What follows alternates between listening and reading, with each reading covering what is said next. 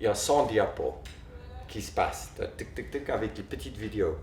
Et puis après, je m'embarque tellement dans les photos et dans les voyages que j'ai vécus que j'oublie en fait qu'il y a des autres histoires et puis je raconte que des histoires que je vois. Toi, je dis, ah ouais, là l'ours il arrive et puis il se met comme ça devant moi, il lève sa tête, ses oreilles sont comme ça et puis je vois l'ours devant moi, tu vois, et puis je raconte aux gens ce que j'ai fait à ce moment-là, tu vois.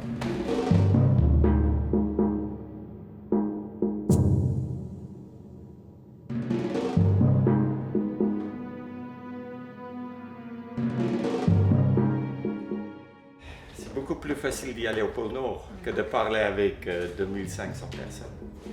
On attaque. C'est là. C'est une manière des plus faciles à partager ma passion avec les gens.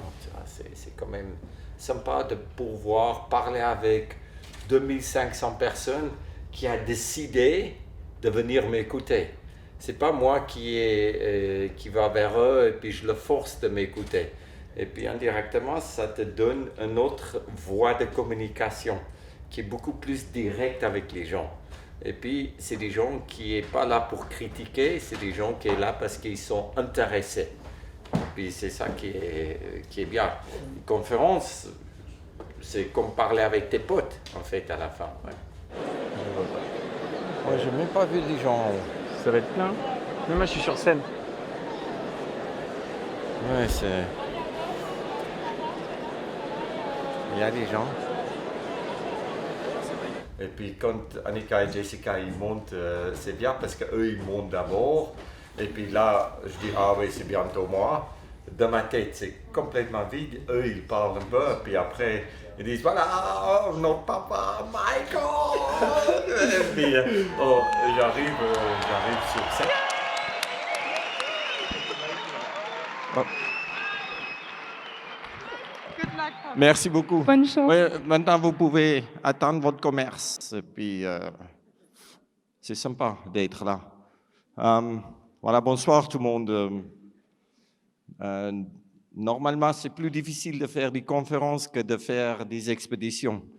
Et puis, c'est vraiment la première fois de ma vie que je vois autant de gens ensemble dans un seul espace. Voilà.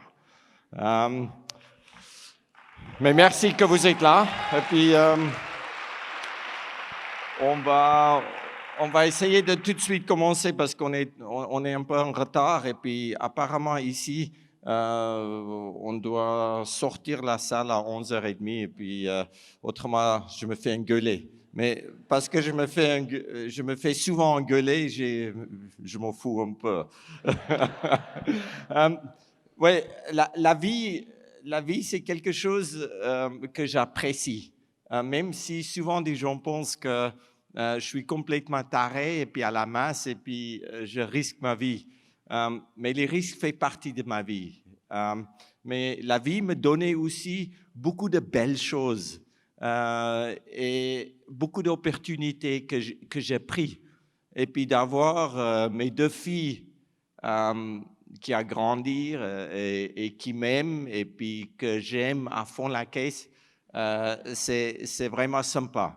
Et puis quand on aime vraiment notre famille, c'est pour cette raison qu'on a toujours envie de rentrer en fait vivant après toutes les conneries qu'on fait à 8000 mètres au pôle, au milieu de la jungle. Malheureusement, ma femme Cathy, elle a décédé, mais je pense qu'elle est aussi ici quelque part. Et puis, c'est en fait grâce à elle que je pouvais avoir mes enfants, parce que je n'étais pas souvent à la maison, mais chaque fois que je passais à la maison, j'ai vite tiré un coup, et puis il y avait un enfant qui a sorti. Et puis, ouais, je pense que même pour quelqu'un comme moi, qui était 30 jours, 5 ans à la maison, d'avoir des enfants qui me soutiennent aujourd'hui, c'est vraiment une de mes plus grandes en fait, valeurs pour moi, qui compte beaucoup pour moi. Je commence toujours de regarder si tout est bien fermé et puis que je suis en ordre. Mais aujourd'hui, je veux commencer de partager un peu ma vie en Afrique du Sud avec vous. Et puis après, une vitesse passée sur 20 ans d'exploration. Je suis né en Afrique du Sud. Il y a déjà très longtemps, il y a 53 ans bientôt. Et puis, je n'ai pas compté tous mes anniversaires. Ça veut dire que pour moi, je suis toujours 35 ans. Si on compte tous nos anniversaires, c'est là où tu peux devenir vieux. Mais moi, je ne laisse pas rentrer du vieux monsieur de ma tête. Je le laisse à l'extérieur. Ça veut dire que dès que tu laisses rentrer en fait l'idée que tu deviens plus âgé, c'est là où en fait ta vie change. Moi, je ne suis pas quelqu'un qui est physiquement plus fort que quelqu'un d'autre. Je suis peut-être quelqu'un qui pense un peu différent que quelqu'un d'autre. Et je pense que tout ce qu'on fait à travers des expéditions, c'est à 100% dans la tête. Je ne suis pas un type qui est hyper motivé, je ne suis pas un type qui pense tous les jours positif, je suis plutôt quelqu'un qui voit la vie comme il est. Et puis quand on voit la vie comme il est, on la voit d'une manière plus réelle et réalistique. Moi, je ne crois pas, quand je suis à moi 50 dans l'intérieur de la tente et je suis en train de geler mes couilles et puis je ne peux même pas bouger et puis tu ne peux même pas manger parce que la nourriture gèle en 2 minutes une fois que tu as cuit ta bouffe. Je ne suis pas motivé pour sortir de la tente, pour attaquer une journée qui va faire 20 heures de long à moins 70 degrés. Il faut être complètement con de penser que tu es motivé. Et tu n'arrives pas à te motiver de sortir la tente tout simplement parce que quand tu fais une erreur, tu meurs. Et c'est là où ma vie devient un peu sérieuse. Je ne suis pas un type trop sérieux, mais des choses que je fais de temps en temps est pas mal sérieux. J'ai fait une fois une conférence pour une banque très bien connue en Suisse, et puis j'ai parlé avec un des grands patrons des banques, et puis il a dit que lui, il prend tous les jours des risques. Et j'ai dit, quel risque? Oui, on prend des risques avec l'argent. Et puis, si tu perds de l'argent, on te paye encore 2 millions quand tu fais des conneries pour partir. Ça, c'est des risques qu'il prend. La différence entre les risques qu'une banque prend et moi, par exemple, c'est que dès que je fais une erreur, je perds ma vie. Et pour moi, ma vie, c'est la seule valeur que j'ai. Ça veut dire que j'ai aussi décidé d'investir dans les choses que je ne peux pas perdre. En fait, les choses que je porte à l'intérieur de moi. Les expériences, les vécus. Et je ne voulais jamais une grande voiture ou une maison ou quelque chose d'autre. Je voulais juste beaucoup d'expérience. Et quand j'ai été très jeune, un des premiers trucs que je voulais savoir, c'était combien de jours on a dans une vie pour vivre. Je ne sais pas si vous avez déjà eu cette idée de vous poser la même question. On vit en général que 30 000 jours jusqu'à l'âge de 82 ans. Hein. Après, on est foutu, malheureusement. Mais c'est aussi bien d'être foutu parce que je pense qu'il y a quelque chose après qui est encore mieux qu'ici. C'est pour ça qu'il faut le vivre à fond. Il ne faut pas avoir peur de vivre parce que si tu as des soucis, tu vas mourir. Si tu n'as pas de soucis, tu vas aussi mourir. Pourquoi avoir tous ces soucis alors? Et puis, normalement, quand on vit, c'est là où tu penses à la vie et pas à la mort. C'est quand tu ne fous de rien avec ta vie, c'est là où tu penses à être malade, c'est là où tu penses à tous les problèmes qu'on peut avoir dans la vie. La vie, c'est un peu comme de l'eau hein, qui est stagnant. Si tu ne vis pas et si de l'eau ne bouge pas, ça pue tout de suite, ça pourrit, non? Mais l'eau qui bouge pourrit jamais. Ça veut dire que si je peux vous donner un seul conseil ce soir, continuez de bouger. Comme ça, on ne pue pas. Et ça, c'est facile. Né en Afrique du Sud, c'était ici souvent comme enfant, au Cap, que j'ai monté en haut sur la montagne des Tables et que je regardais au sud. Quand on regarde au sud, il n'y a que la mer. Plus au sud, on trouve l'Antarctique. Et comme gamin, je rêvais d'y aller là-bas. J'ai adoré de lire les bouquins de Shackleton, de Scott, de Edmundson, de Charcot, de Paul-Émile Victor. Et tous ces explorateurs, pour moi, étaient mes héros. C'était des gens qui m'inspiraient. Imagine que tu partes dans l'inconnu et tu vas découvrir quelque chose que tu n'as jamais vu par avant. Souvent, ça fait peur aux gens, mais pour moi, ça m'excite. En même temps, j'ai eu un papa qui était joueur de rugby, un professeur à l'université, un homme bien éduqué, bien respecté. Et parce qu'il jouait du rugby, j'aimais bien marcher avec lui dans la route. Et les gens sont venus vers lui en disant « Mais hey, t'as bien joué, mais bravo! Ah oui, super !» Et moi, j'étais fier de mon papa. Quand mon papa a joué son dernier match de rugby, il a marqué un essai. C'était un de 4 essais. Mais pour moi, c'était grâce à lui que l'équipe a gagné. Parce que tu es un enfant. Ton héros, c'est lui qui fait la différence. C'est lui qui fait gagner, qui fait perdre. C'est lui qui est le meilleur au monde. Et puis, quand il a marqué cet essai, je me rappelle très, très bien, à l'intérieur de moi, j'étais tellement fier de lui.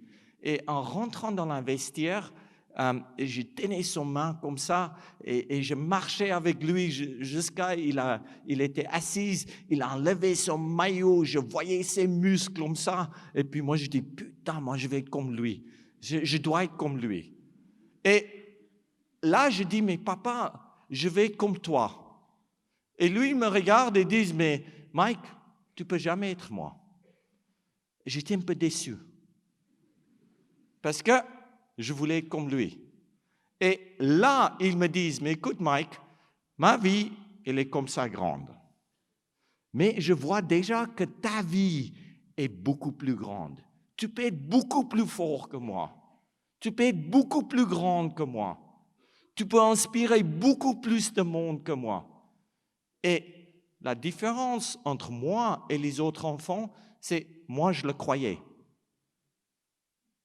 Tout simplement, croyais ce que mon père me disait. Tous les matins à 6 heures, il partait pour aller courir. Il s'entraînait. Depuis l'âge de 8 ans, tous les matins à 6 heures, je mettais mes petites shorts, mon t-shirt et à pieds nus, j'ai parti courir avec lui. Il n'a jamais couru moins vite. Il a toujours gardé la vitesse qu'il voulait et c'était à moi de courir plus vite, de rester avec lui. À 14 ans, je pouvais rester avec lui, mais j'ai essayé pour 365 jours par année, tous les matins, de rester avec lui. Ça veut dire que j'ai eu une seule peur. La peur, c'était que quelqu'un d'autre faisait plus que moi. Moi, je voulais faire du plus. Il me posait cette question après dans la vestiaire, là, quand je disais je voulais être comme lui, et puis il a dit je peux pas être lui, mais je peux être plus grande. Après, ils disent mais pourquoi je le dis? Pourquoi je dis que tu peux être plus grande que moi? Ils disent mais tous les matins, quand je pars pour courir, tu penses que je me réveille pourquoi? Et là, je dis mais papa, tu te réveilles parce que tu vas ajouter une valeur à ton équipe. Tu veux être la meilleure personne que tu es. Et tout ça, c'était déjà dans ma tête. Et puis je dis, mais toi, tu tu veux jouer mieux que les autres.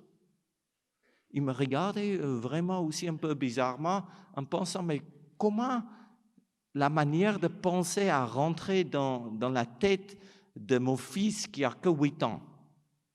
Après, ils me regardent comme ça et ils disent, mais écoute Mike, oui, c'est la moitié. C'est que la moitié de la vérité. Oui, je veux jouer mieux. Oui, je veux ajouter une valeur. Oui, je veux être le meilleur joueur. Mais tu sais pourquoi je me réveille? Je me réveille parce que toi, tu es réveillé. Je cours parce que je sais que toi, tu vas aller courir avec moi. Je me réveille parce que toi, tu es réveillé. Et j'ai 8 ans. C'est toi qui m'inspires.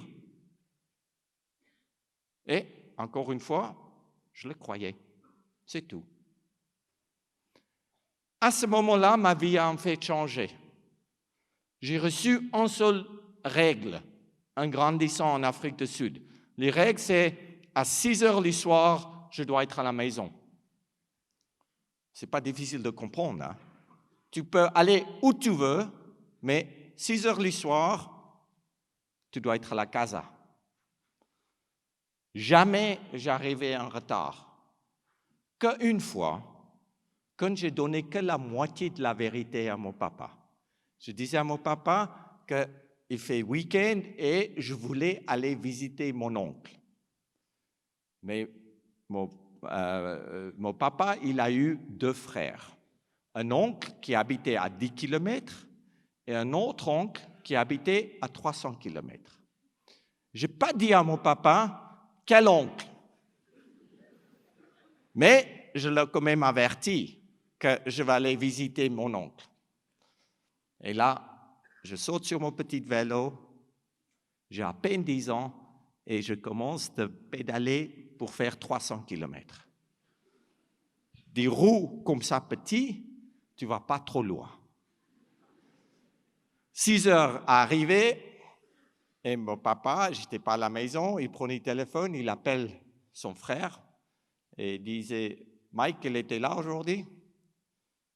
Ils disent « Non, Mike n'était pas là. » Puis ils disent à son frère que j'étais sûr, parce que c'est la première fois de sa vie qu'il me disait où il voulait aller. Ça veut dire que c'est là aussi où j'ai appris que je ne dois jamais dire quelque chose. Tu dois juste y aller et tu parles après. Et il faut plutôt demander pardon que de demander la permission. Dans tout ce que j'ai fait de ma vie, j'ai toujours demandé pardon parce que personne ne voulait que je parte. Personne ne voulait me donner l'autorisation. C'est pour ça que j'ai dit « Ah, je suis vraiment désolé ». Mon père, il savait très bien que j'étais en train de partir pour aller voir l'autre oncle. Il a sauté dans sa voiture, il est venu me retrouver à longue la route. Puis il est arrivé vers moi. Il me regardait comme ça, il n'a rien dit. Il a pris mon vélo, il a mis mon petit vélo derrière sa voiture. Et moi qui ai eu le droit de toujours être devant à côté de lui quand on était seuls, que nous deux dans la voiture, il me met derrière. J'ai perdu ma place. J'existais plus. Et j'ai eu mon héros, il était déçu en moi. Et j'étais derrière la voiture et puis maintenant je commence à penser, comment je veux faire pour qu'il m'accepte au nouveau? J'arrive à la maison, il ne parle pas un mot, il dit « Va à ta chambre ». Je suis dans mon chambre et puis là, des temps passent très lentement. Mes autres sœurs et frères courent dans la maison et moi, toute seule dans ma chambre. Tout simplement parce que j'ai essayé de faire 300 km avec un vélo. J'étais puni pour quelque chose qui, pour moi, sortait l'ordinaire.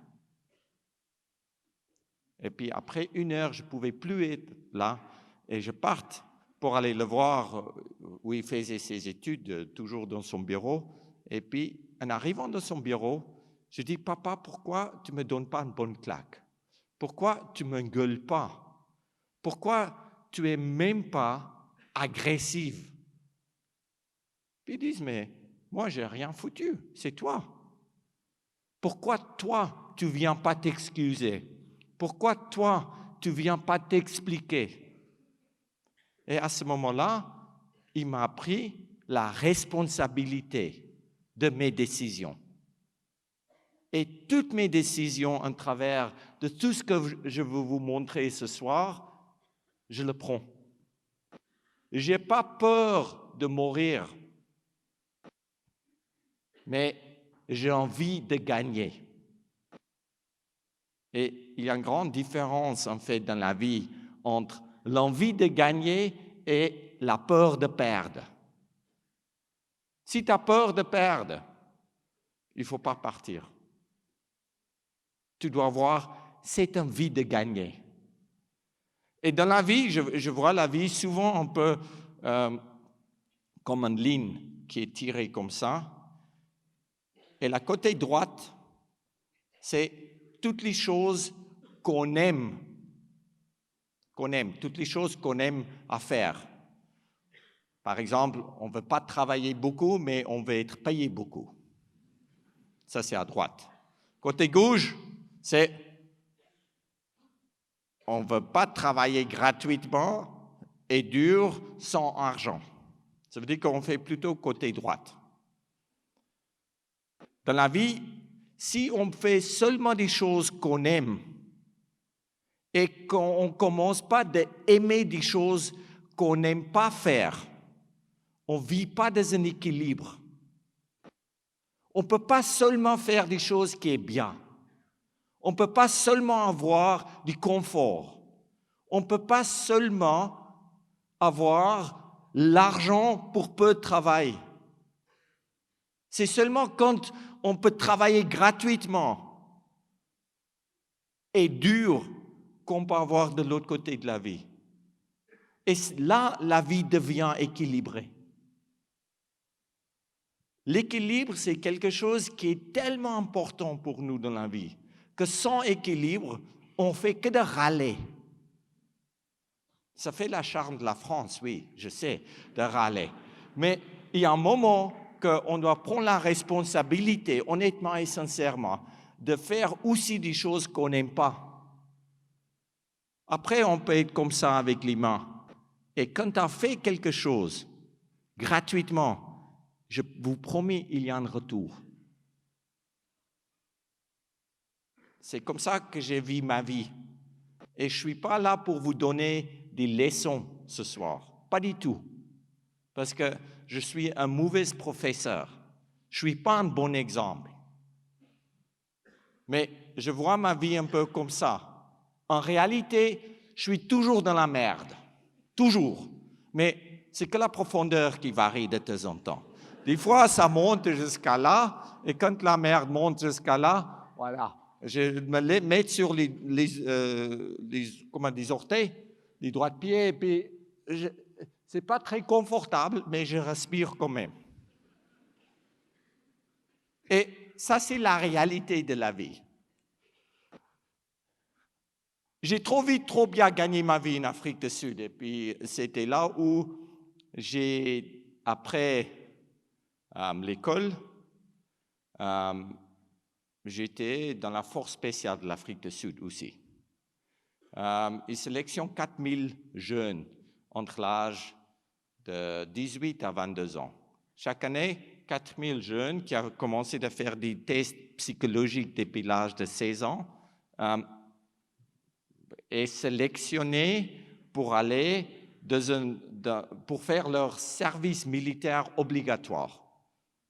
Et puis moi, j'étais un des 4000 qui étaient sélectionnés. Après 4 mois de formation, il y a 400 qui restent des 4000. Après, 4 mois plus tard, maintenant c'est 8 mois d'entraînement, il y a 40 qui restent. Après 4 mois plus tard, maintenant c'est après 12 mois d'entraînement, il n'y a que 4 blaireaux qui restent. Et moi, j'étais un des 4 blaireaux, par exemple. Et là, mon papa arrive vers moi et puis il me dit, tu sais Mike, tu dois maintenant arrêter. Tu ne peux pas aller partir pour faire la guerre. Je dis, mais ça va ou bien? Comment tu peux me dire maintenant, après tout l'effort que j'ai fait, que je n'ai pas le droit d'y aller faire la guerre? J'étais formé, j'étais entraîné, je me battu pour devenir handicap.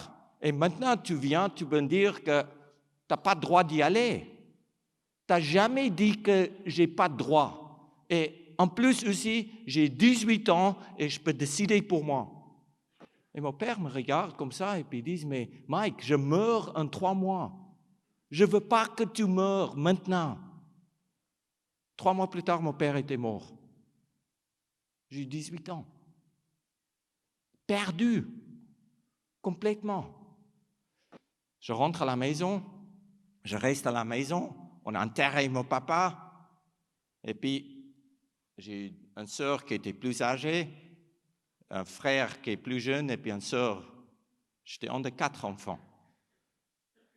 Mon frère, il a eu 12 ans, ma sœur 16 ans, moi 18 ans, et puis ma sœur aînée a eu 20 ans. Je suis à la maison comme ça, je ne bouge pas. La vie n'est pas juste. La vie, je ne l'aime plus. Puis c'est là où ma maman arrive vers moi, vraiment 4 jours après la mort de mon papa, et puis elle dit, Mike, toi tu n'es pas heureux. Tu dois retourner dans la force spéciale. Parte pour aller faire la guerre si tu veux. Et ma mère, qui vient de perdre son mari, qu'elle aimait tellement, me donnait la liberté de partir en Angola pour faire la guerre. Après 2 ans en Angola, j'étais le seul qui a rentré les 4. Pourquoi les autres sont morts et pourquoi moi j'ai rentré vivant? Je me pose souvent ces questions. Je pense que la différence, c'était dans la manière qu'on pensait. Parce que les autres sont partis pour tuer les gens, pour aller vraiment faire la guerre. Moi, je suis parti pour rester vivant. Parce que j'ai une responsabilité vis-à-vis de ma mère qui me donnait la liberté. Et je faisais tout pour rester vivant et pas de mourir. Et c'est là où j'ai compris que la manière qu'on pense dans la vie détermine les résultats de notre vie. C'est sûr que j'ai beaucoup de chance, mais la chance, il faut le provoquer. Je pense que chacun de nous, dans notre vie, on a, comme je dis souvent, on a notre propre montagne à gravir. On a notre propre problème. Les maladies, oui. Sans argent, oui. Quand j'ai quitté l'Afrique du Sud, j'arrivais en Suisse et j'ai eu que 40 balles de ma poche. Mais j'ai eu 2 choses qui étaient importantes. Une bonne attitude et puis je mettais l'énergie dans tout ce que je faisais. En plus, ma maman me donnait 2 choses. Mon maman et papa, quand mon papa était vivant. Ils ont me donné une bonne base, une base très solide. Et puis après, ils ont me donné les ailes. Et avec les ailes, tu peux aller partout où tu veux. Même quand tu brûles tes ailes, tu peux revenir à la maison parce que tu as une base qui est solide. Ils sont là pour toi. C'est pour ça que c'est juste facile pour moi d'y aller, de faire des conneries que les autres ne veulent pas faire. Ce n'est pas parce que je risque ma vie. Comme mon papa a dit que tu es qui tu es. Et si tes rêves, ils ne te font pas peur, qu'ils ne sont pas assez grands. Rêver au milieu de la nuit en transpirant, tout simplement parce que tu veux faire des choses que tu penses que tu ne peux pas faire. J'arrivais en Suisse avec rien. J'ai vu un vélo, j'ai dit à un copain de moi, mais donne-moi ton vélo, tu as beaucoup d'argent, et puis tu peux toujours acheter un vélo si je le casse, mais moi, je ne peux pas. Je veux prendre des photos et puis je veux faire des choses que les autres ne font pas parce que dès que tu fais quelque chose qui est un peu unique, il y a une valeur. Chacun de nous a ses valeurs. Là, j'ai pris un vélo et puis après, j'ai passé en bas la granite comme ça et puis il y avait des énormes gouilles d'eau 200 mètres plus bas. J'arrivais à fond la caisse dans cette flaque d'eau qui est en bas. Vraiment, mes couilles presque autour du guidon, fracassées, saignées par les nez, mais au moins, on a une photo de départ. On n'a jamais des photos de l'arrivée. Après c'était là où on a commencé ces sports de hydrospeed. C'est un petit flotteur qui était fait avec du mousse.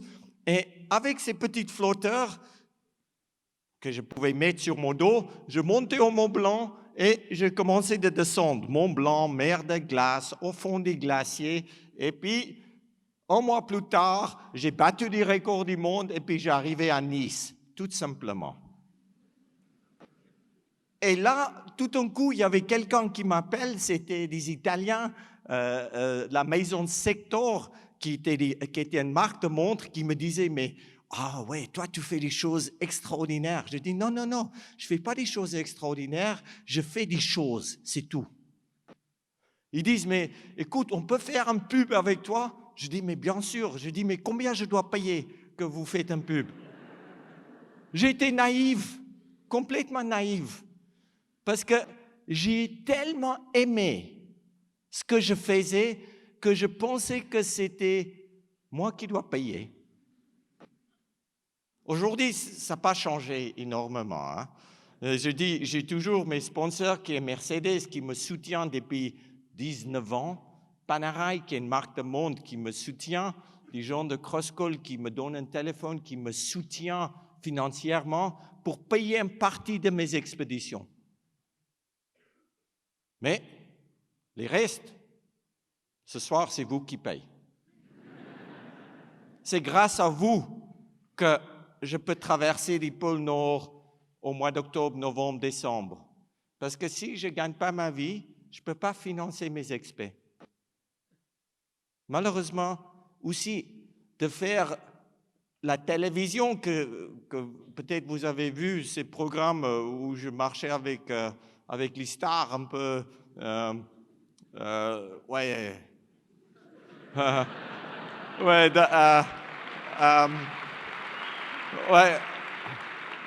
et puis, mais quand tu vois Adriana Carambeu et puis Chaim et tout ça, c'est pas aussi moche que ça. C'est des fois mieux que les paysages, qui est un peu chiante. Mais ça me permettait de gagner un tout petit peu d'argent pour financer ce que je faisais. Je travaille comme vous. Je dois payer ma bouffe comme vous, comme tout le monde. Mais je rêve grande. Ça, c'est la seule différence. Et une fois que j'en rêve, je ouvre mes yeux et je fais des pas.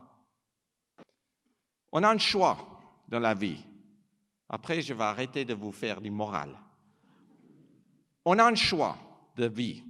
On peut vivre ici, en marchant tout près de la falaise, où on a un risque de tomber. Là, tu as une super vue. Ou tu peux marcher ici derrière. Ici, je ne vois même pas les jambes des gonzesses qui sont assises devant. Notre vue n'est pas bien. Ici, c'est plus sûr, il y a moins de risques. Et puis ils disent, ici, la vie est longue et là, la vie est courte. On peut choisir, ce n'est pas une vie qui est mieux que l'autre. Mais moi, j'ai choisi de marcher ici, là. Parce que je veux vivre intensement. Intense, c'est juste, je ne sais pas si le mot est juste. Mais I want to live intensively. C'est ici où je sens vivant, pas là. Mais ça, c'est aussi bien. Les choix de vie qu'on fait, on peut toujours changer. Et au fur et à mesure qu'on vieillit, c'est là où tu vois des choses un peu plus réelles. Et les Américains, ils veulent toujours qu'on voit, quand tu as un verre d'eau, et puis tu as ça d'eau au fond du verre, et puis le verre est presque vide. Les Américains disent que le verre est moitié plein. C'est comme ça, ils sont aussi foutus qu'ils sont un peu. Mais quand tu dis il y a ça d'eau dans le verre, il n'est pas moitié plein. Il est moitié vide. Pourquoi penser positif? C'est là où tu dois travailler positif pour ajouter de l'eau qu'il est moitié plein. De voir la vie comme il est réelle, c'est la meilleure chose. Si tu dois vraiment te motiver, comme je disais tout à l'heure, pour aller travailler, plutôt changer de travail. Pourquoi se motiver pour un truc que tu n'aimes pas? Je sais, ce n'est pas aussi facile. Je sais qu'on a des choses à faire. Je sais qu'il y a des choses à payer. Je sais qu'on a des enfants. Moi aussi. Mais quand on arrive de faire des choses qui nous rendent heureux, c'est là où on vit une vie qui est équilibrée.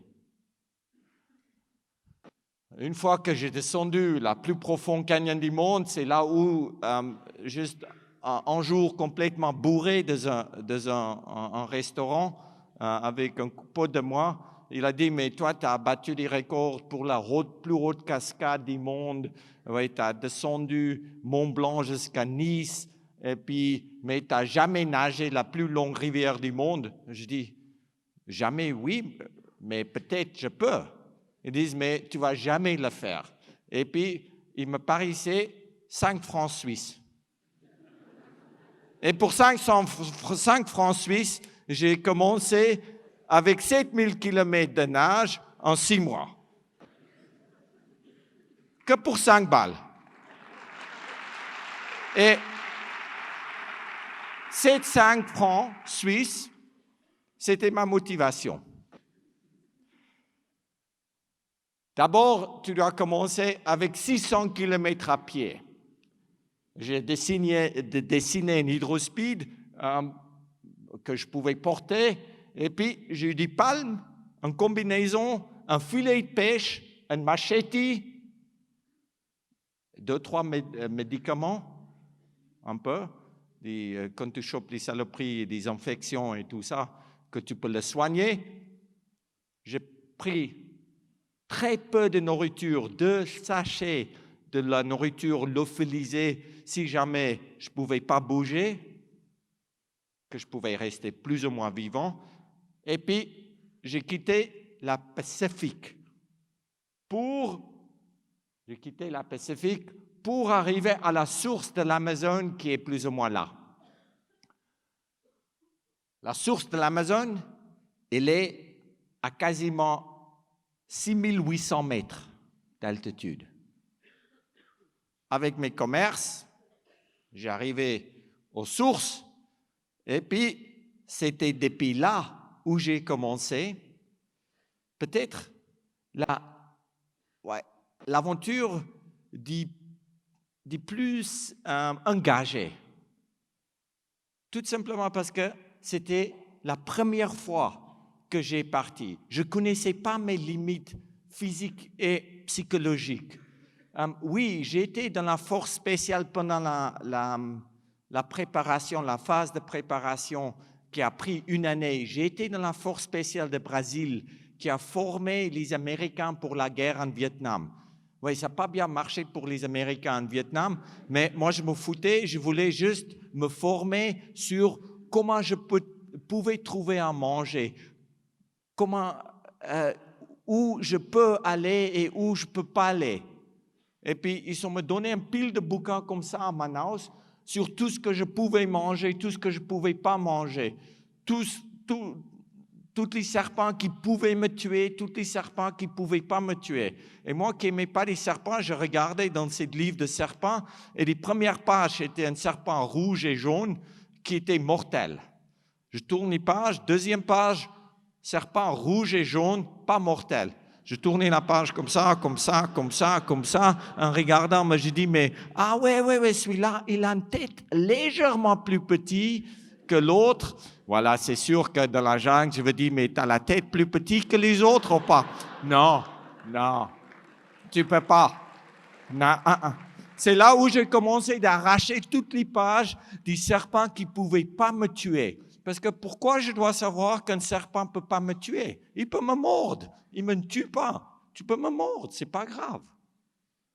Mais celui-là qui est dangereux, celui-là, il n'a pas le droit de me mordre.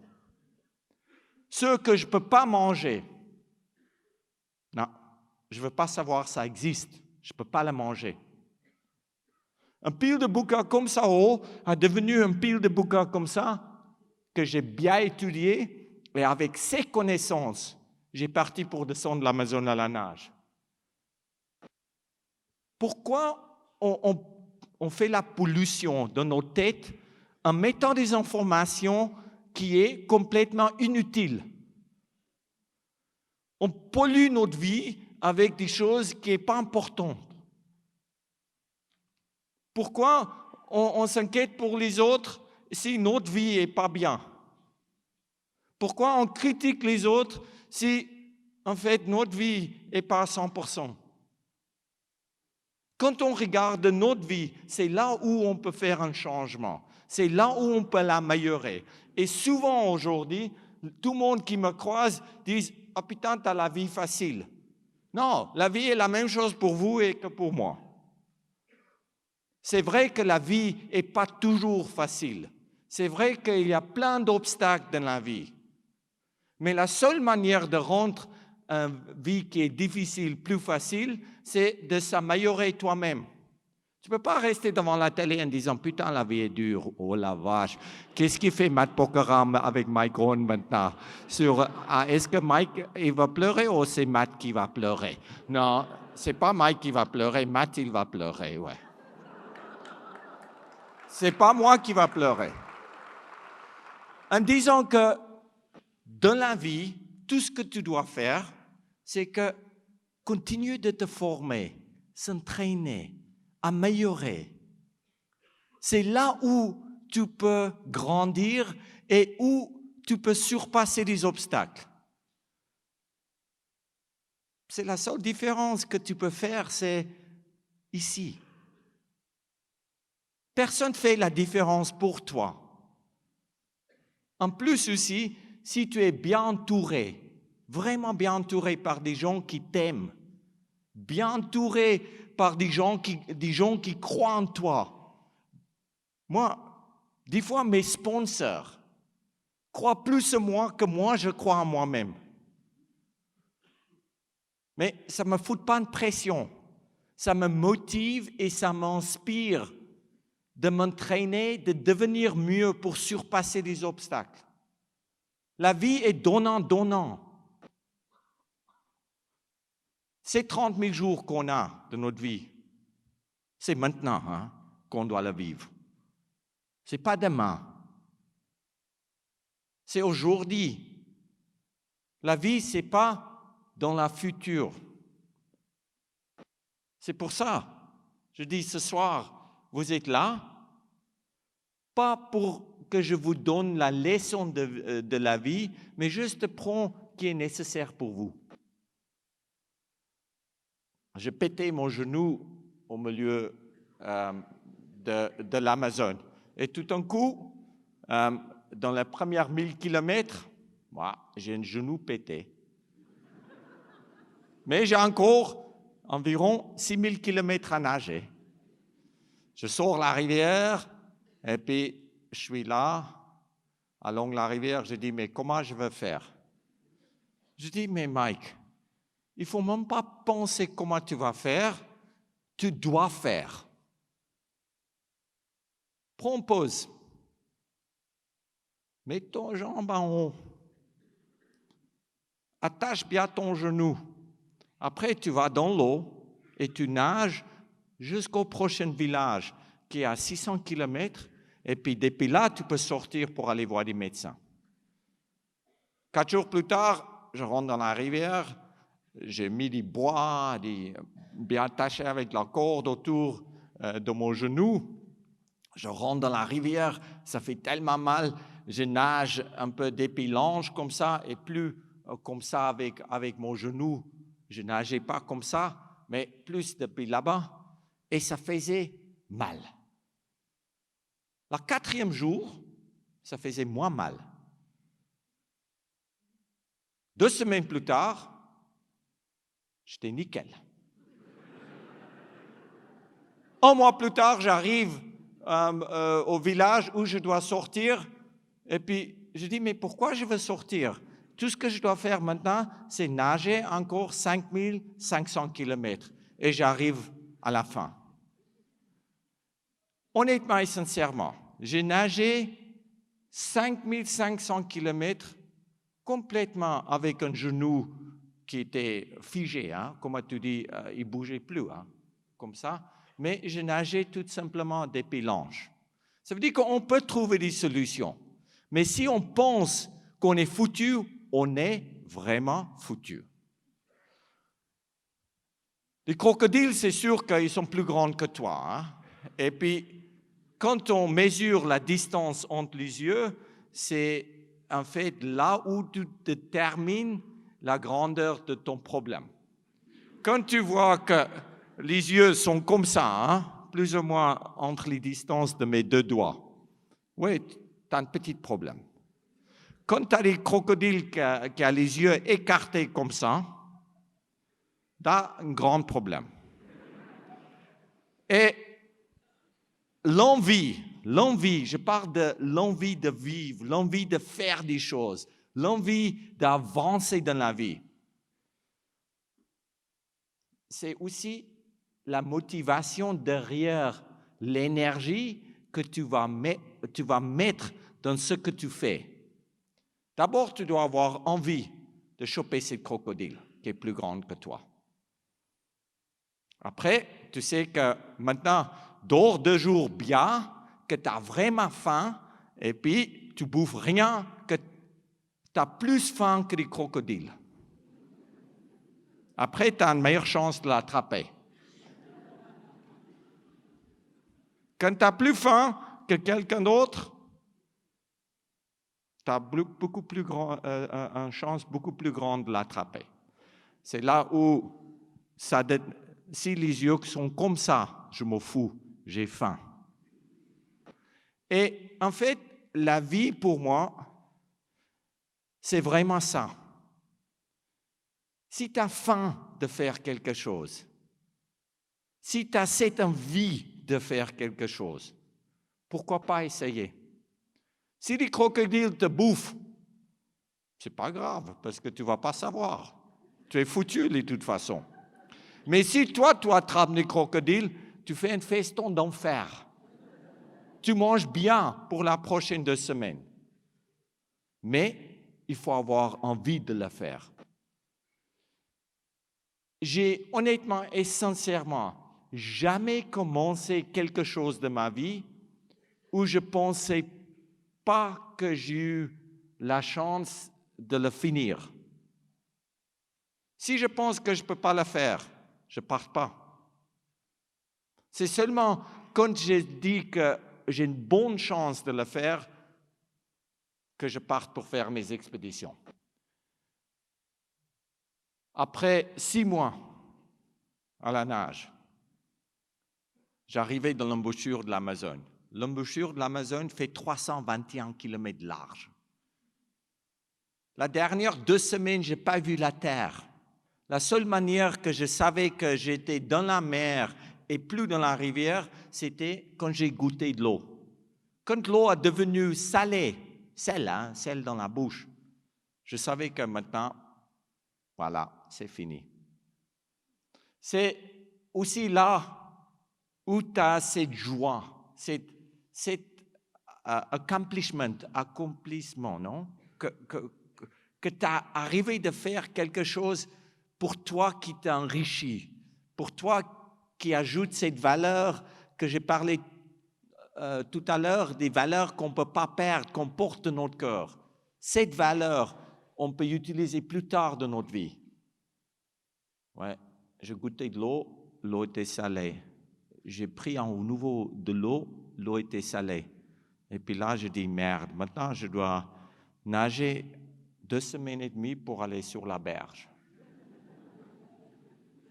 Il y a plus que 150 kilomètres que je dois nager maintenant. Nager juste pour arriver sur la berge, après 2 semaines à travers la forêt et la jungle pour arriver à Belém de Pará. Je disais, mais oh la vache, je pensais que quand j'arrive ici, c'est fini. Mais non, c'est là où ça commence. Jamais penser que c'est fini. La vie continue. Et dès qu'on fait des choses début à la fin,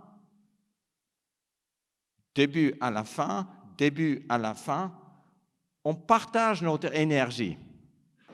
Pour moi, tout ce que je fais, c'est simplement une manière que je vive. C'est un style de vie. Si je parte la semaine prochaine pour aller faire des cadeaux, c'est pas, je ne veux pas faire des cadeaux, je veux juste partir de la Suisse. Après, je veux sauter sur mon bateau qui est aux Philippines. Je veux monter dans les droites de Bering. Après, je veux laisser mon bateau en Alaska. Après, je vais aller grimper des K2. Et puis après, je veux retourner sur mon bateau en Alaska. Après, je veux traverser le pôle Nord. Et au mois de novembre, je rentre. Ce n'est pas des choses différentes. C'est juste un style de vie. Quand on rentre dans ce style de vie, qui est une vie d'aventure, même quand on est médecin, banquier, postier, je ne sais pas quoi d'autres métiers il y a, plein d'autres, ça doit être juste votre style de vivre. On doit faire des choses qui nous rendent heureux. Après la descente de l'Amazone, ça a pris 2 semaines, comme je disais, pour nager jusqu'à la berge. Et c'était là où j'ai eu du temps de réfléchir. Et puis c'était là où je dis, mais maintenant il faut essayer de marcher 20 000 kilomètres depuis Hammerfest jusqu'à là, et puis après 20 000 kilomètres autour du monde jusqu'à là. Mais le seul problème, c'est qu'il fait légèrement plus froid que dans la jungle. Et puis, avant de partir, j'ai dessiné tous mes vêtements, la luge, les skis et tout ça. Et puis, en fait, le plus grand problème, c'est que tu ne peux pas vraiment utiliser tes mains parce qu'il fait froid. Tu ne peux pas enlever les moufles. À moins 50, oui, tu peux encore. À moins 50, ce n'est pas trop froid. Moins 60, il commence à faire un tout petit peu frais. Et puis à moins 70, là, tu dois commencer à faire un peu attention parce que les peaux exposées gèlent à moins que 2 minutes. Maintenant, avec ça dans ma tête, je pensais qu'il va faire tout le temps moins 70. Mais il ne fait jamais tout le temps moins 70. C'est très rare. Avec Haider, c'était une marque de vêtements qui était à Annecy. On a dessiné une fermeture éclair qui partait d'ici, derrière, que je pouvais ouvrir avec mon pouce, en passant mon pouce, dans un petit, comment tu dis, un cordelette, comme ça.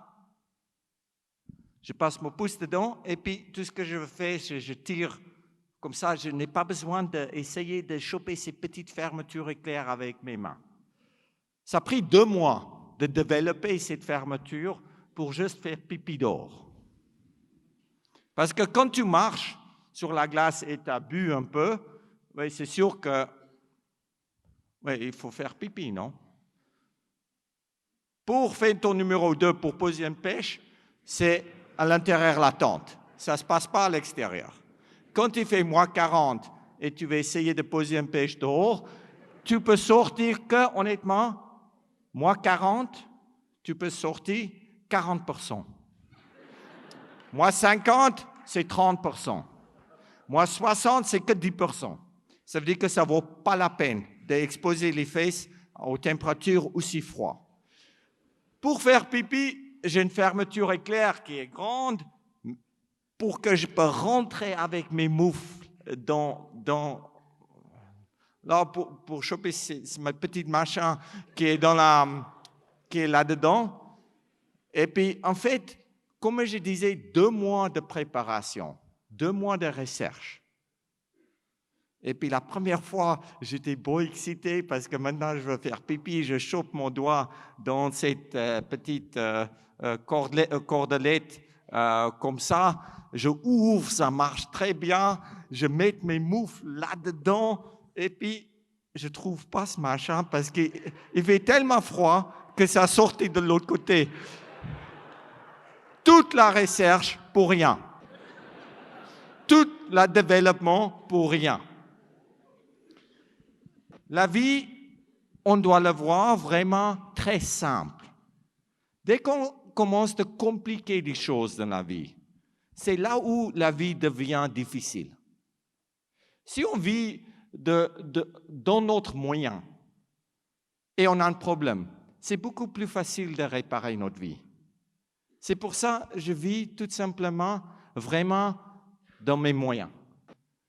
Quand tu dois mettre la tente dans les vents énormes et forts, et puis tu perds ta tente, tu sais que tu perds ta vie, c'est là où tu dois être préparé, c'est là où tu dois avoir l'entraînement et l'expérience.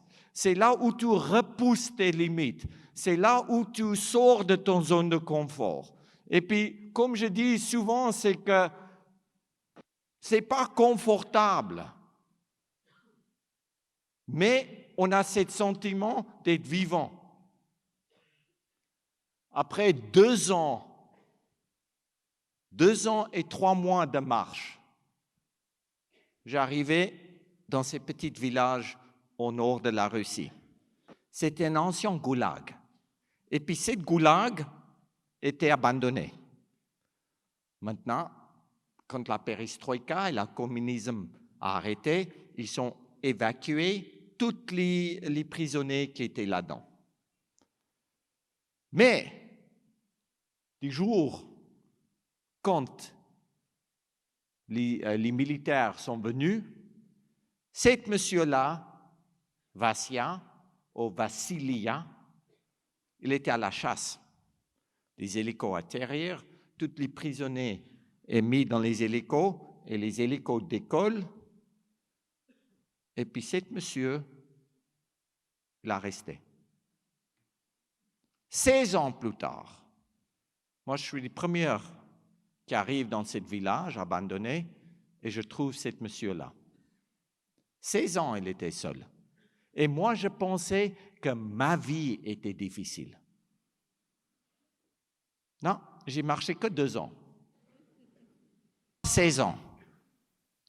Et des fois, quand on regarde en fait la vie des autres, c'est là où on réalise en fait que, ma foi, notre vie n'est pas aussi mal que ça. Si on est qui on est, c'est la chose la plus facile d'être. Si on veut être comme les autres, c'est là où la vie est difficile.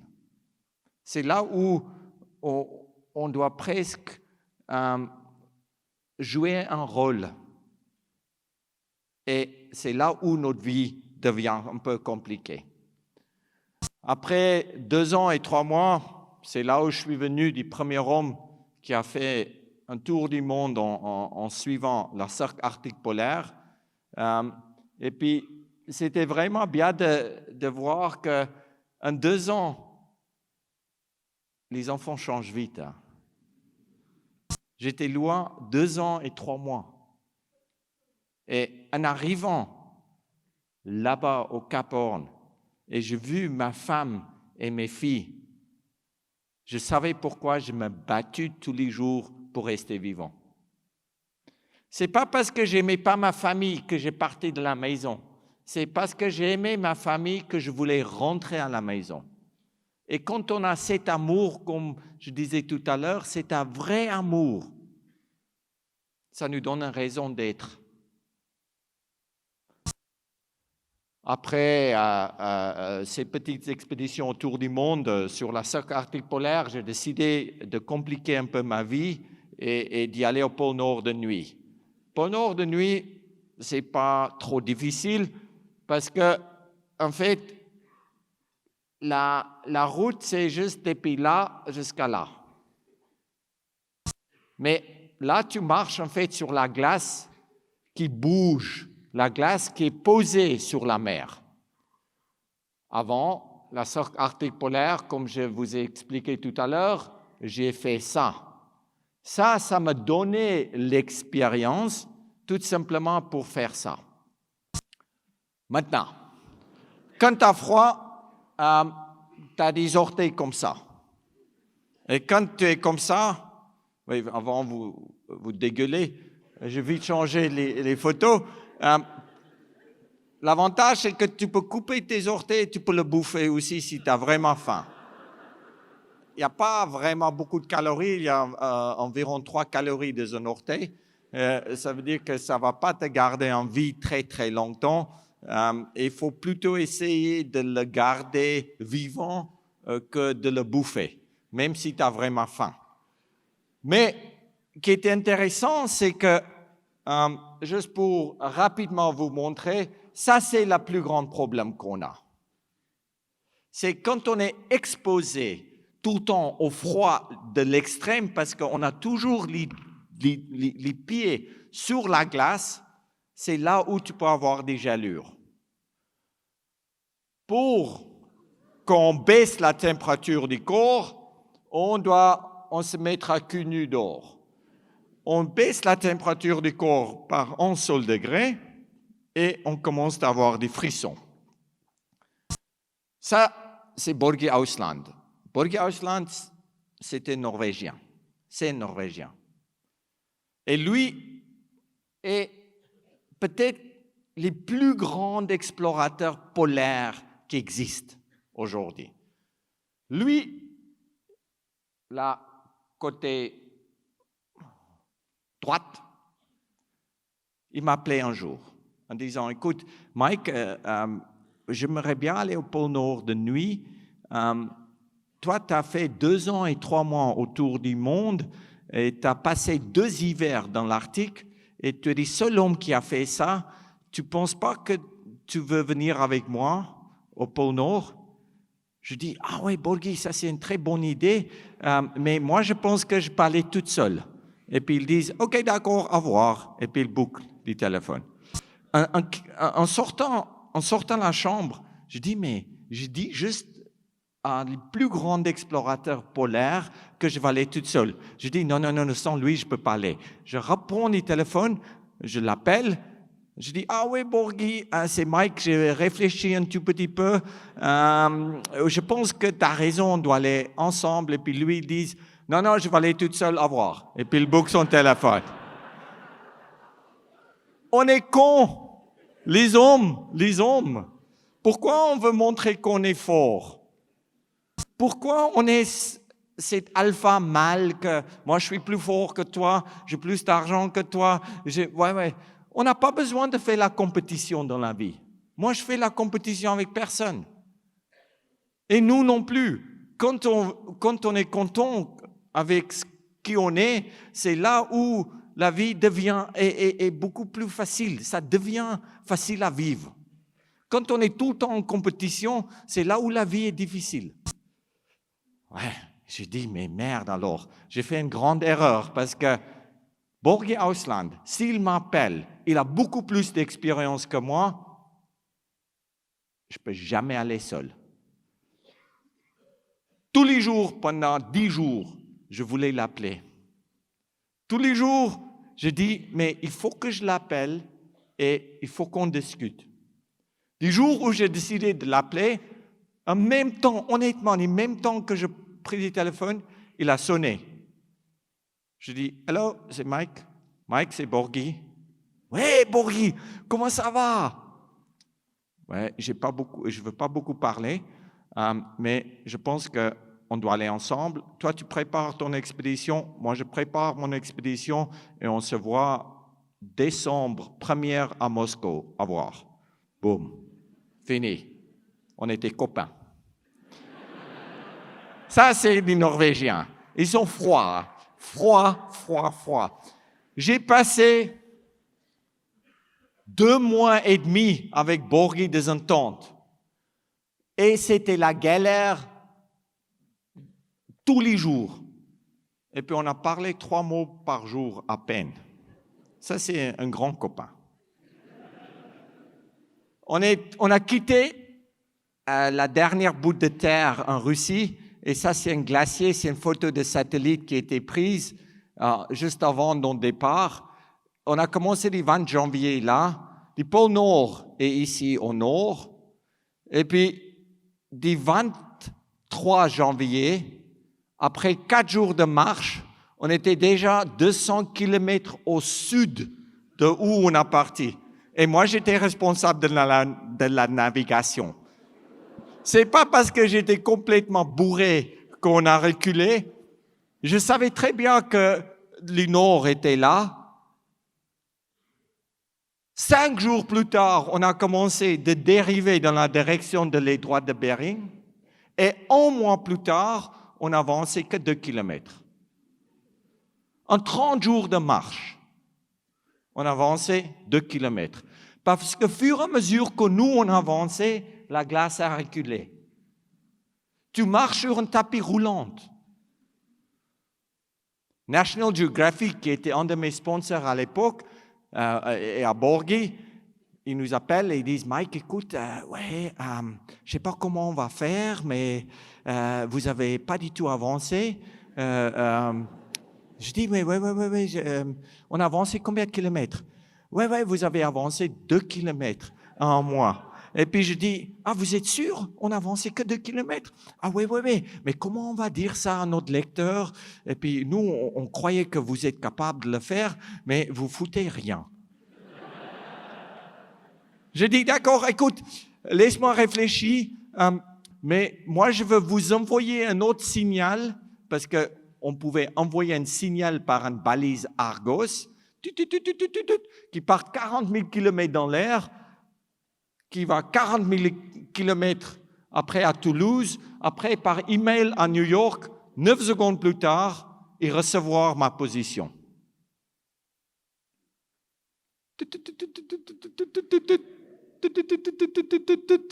Email, ping, ping, ping, travers l'Atlantique. 9 secondes plus tard, la gonzesse à New York. Elle a notre position, elle m'appelle. Elle dit, Mike, je suis vraiment désolé. Tu n'as pas avancé 2 km, tu n'as avancé que 1,8 km. Je dis, exactement. Dans ces 9 secondes, on a reculé 200 mètres. Ça, c'est la dérive. Et si tous les jours, on ne sortait pas la tente et puis on ne se battait pas tous les jours pour avancer, on était à moins 502 km. Il ne faut pas me dire que je n'ai pas travaillé. J'ai marché déjà 500 km. Et puis là, elles disent, mais je suis vraiment désolé. Pourquoi on n'a pas avancé? Tout simplement parce que la glace bougeait tellement vite qu'un morceau glissait sur l'autre. On ne pouvait même pas mettre nos tentes pour dormir. Il faisait tellement nuit qu'on ne voyait même pas la luge derrière nous. La glace était tellement fracassée qu'on sautait d'un morceau à l'autre. Et si Borghi sautait sur ce morceau et moi sur l'autre morceau, on dérivait et puis on ne se voyait plus jamais. La glace était tellement cassée que des fois, on doit mettre notre combinaison de survie comme ça, par-dessus tous les vêtements qu'on a, on doit la fermer, on doit jouer la roulette russe, on doit pousser notre luge dans l'eau. À moins 40, tu dois sauter dans l'eau et tu dois nager en espérant que tu vas trouver la glace de l'autre côté. Il ne faut pas me dire que je n'ai pas travaillé.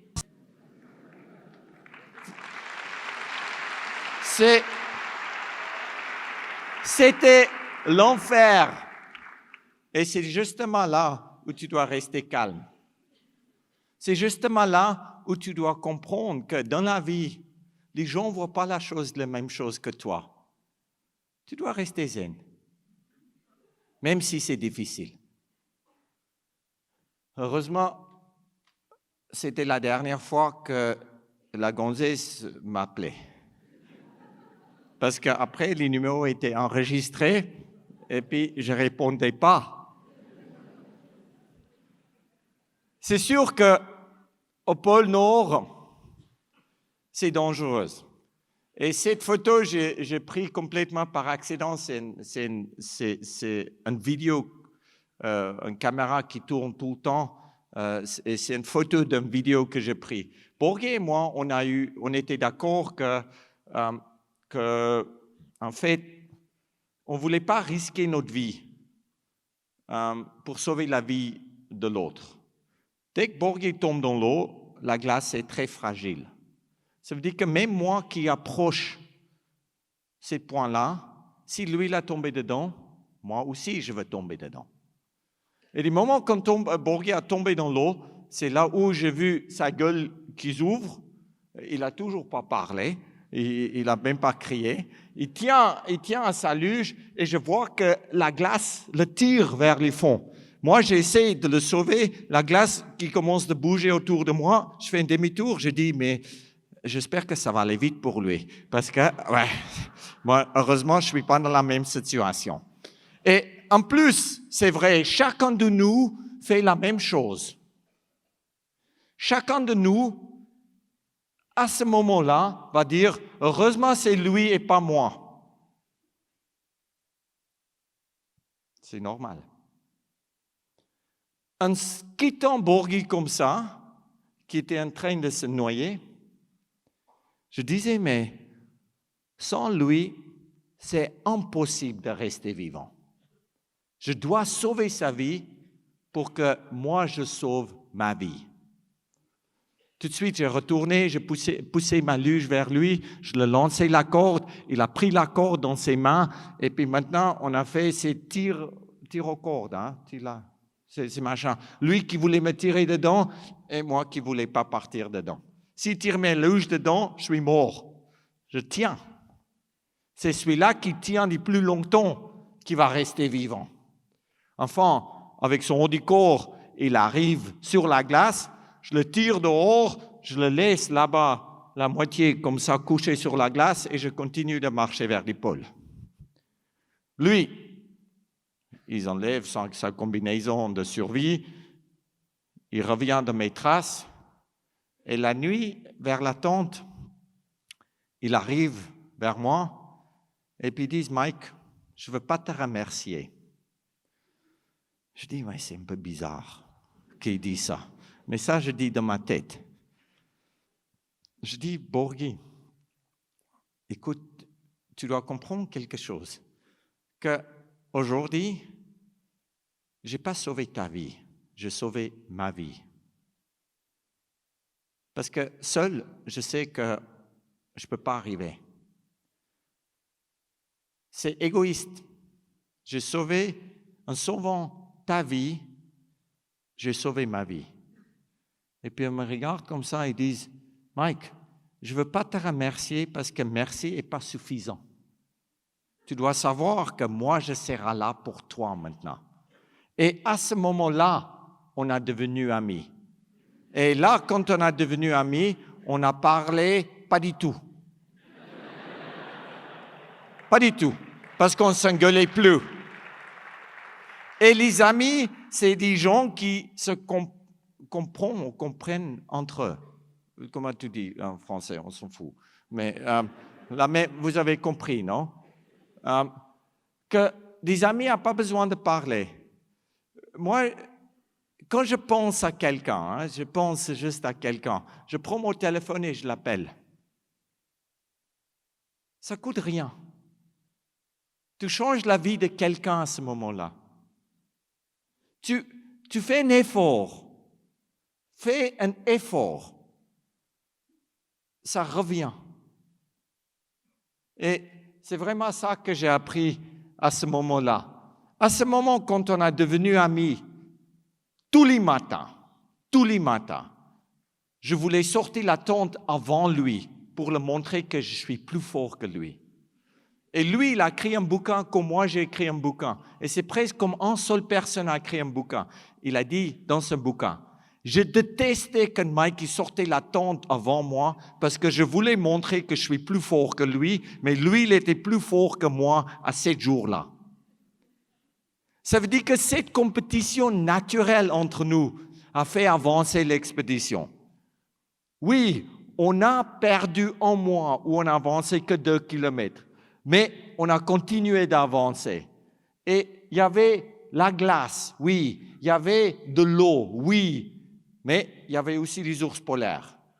Ça, c'est 2 traces d'ours avec un peu de urine au milieu.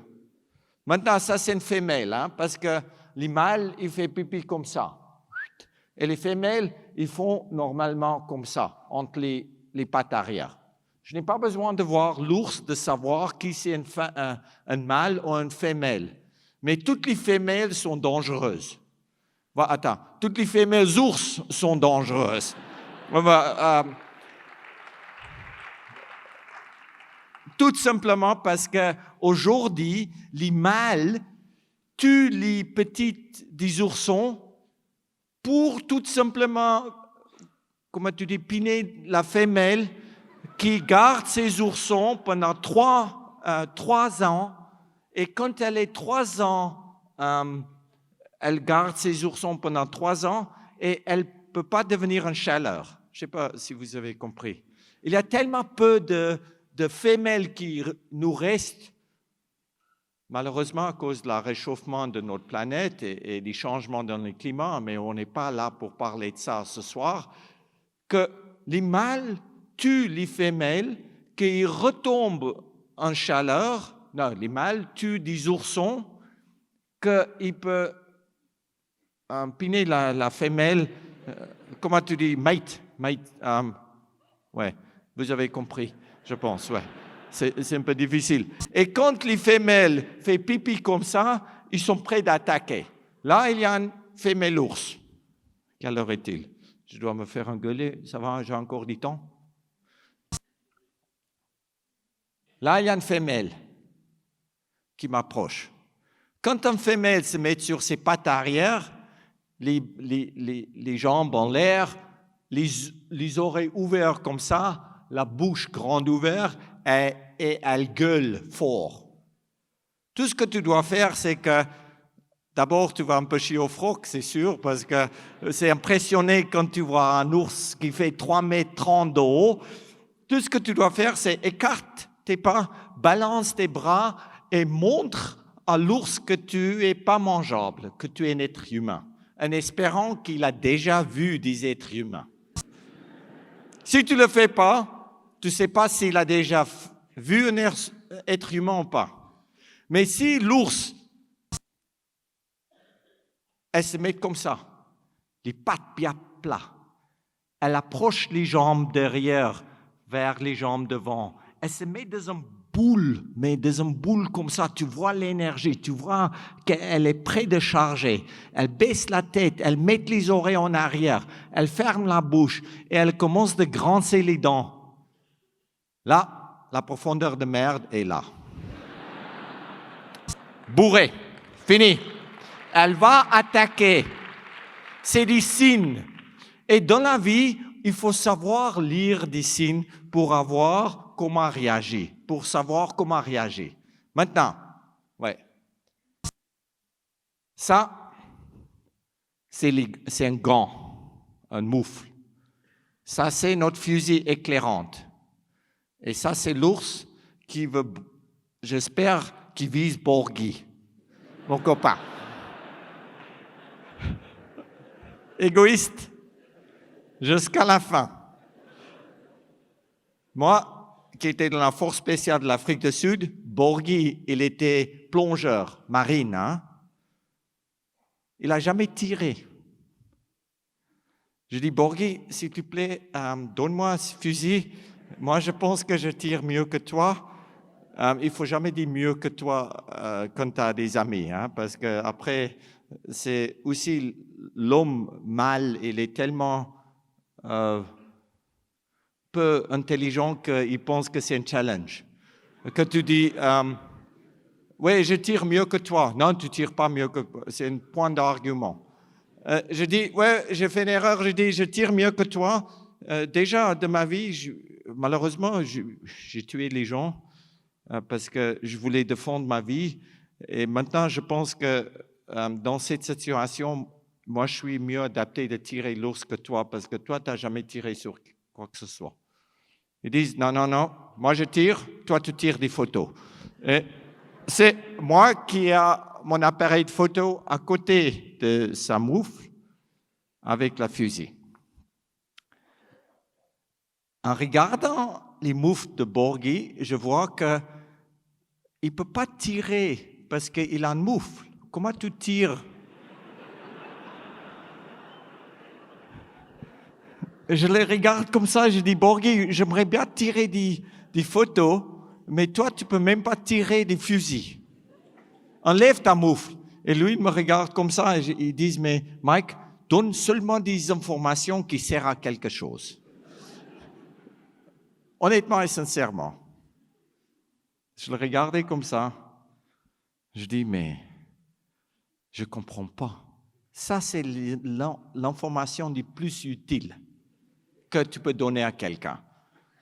L'ours approche, Borghi tire et à 2 mètres de nous, 2 mètres on est de nous, il chope l'ours sur la poitrine et devant nous, il y a ces fusils éclairantes qui brûlent et on voit l'ours qui part un peu en courant, qui brûle un tout petit peu. Et maintenant, ça c'est la tête de Borghi. Et moi, je prends des photos derrière lui. Ouais, si il a loupé, lui, il se fait bouffer en première et puis moi, j'ai eu le temps de partir. L'ours a attaqué 12 fois. 12 fois, elle a revenu. Et 12 fois, Borghi, il a tiré l'ours dans la poitrine. On ne peut pas tuer l'ours, on ne peut pas même pas abîmer l'ours, mais c'est juste cette flamme qui fait peur à l'ours. Et honnêtement, je ne sais pas pourquoi tu dois toujours expliquer à une femelle 12 fois avant qu'elle comprenne. Mais je vais vous dire pourquoi. Parce que les femelles doivent donner à manger, ils doivent donner à manger à leurs oursons. Ils se battent pour ce qu'ils veulent. Pour trouver la nourriture. Et on peut avoir que du respect pour ça. Si c'est un mâle, tu tires une fois, on est tellement chiards, nous, les mâles, qu'on part en courant. Honnêtement et sincèrement, un femelle qui veut quelque chose, tu la donnes quelque chose. Et tu n'as plus de problème. L'expédition, après, à ce moment-là, a devenu vraiment un bagarre pour rester vivant. Même si le soleil approchait l'équateur, les conditions sur la glace sont devenues tellement l'enfer que pendant 8 heures par jour, il y avait des endroits où on ne pouvait pas marcher parce que la glace était tellement mince qu'on rampait comme ça. Si tu marches sur la glace, tu casses la glace, tu passes dans l'eau et il y a des courants sous la glace. Et dès que tu as la glace, tu es dans l'eau et tu es en dessous, non, dessous, tu ne peux pas sortir. 8 heures par jour, juste ramper un tout petit peu, ce n'est pas trop grave. Mais après la deuxième semaine, ouais, tu as envie de marcher au nouveau. Dans la tente en soir, je dors toujours avec l'oreille sur la glace. On met toujours un fil autour de la tente que quand l'ours rentre pour nous bouffer, que ça déclenche un alarme. On met les luges les 2 côtés, que l'ours est toujours intéressé un peu dans la bouffe qui est dans la luge.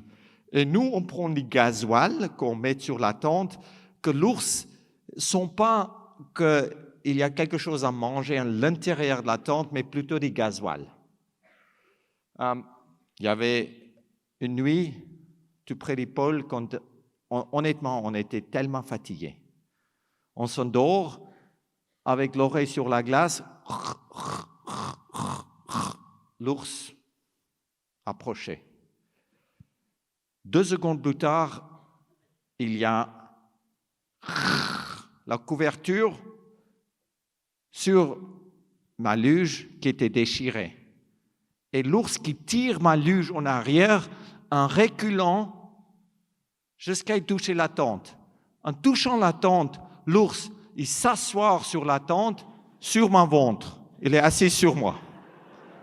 Moi, dans la tente, tout ce que je pouvais faire, c'est, avec mon coude, je dois maintenant parler avec Borghi. Maintenant, je dois.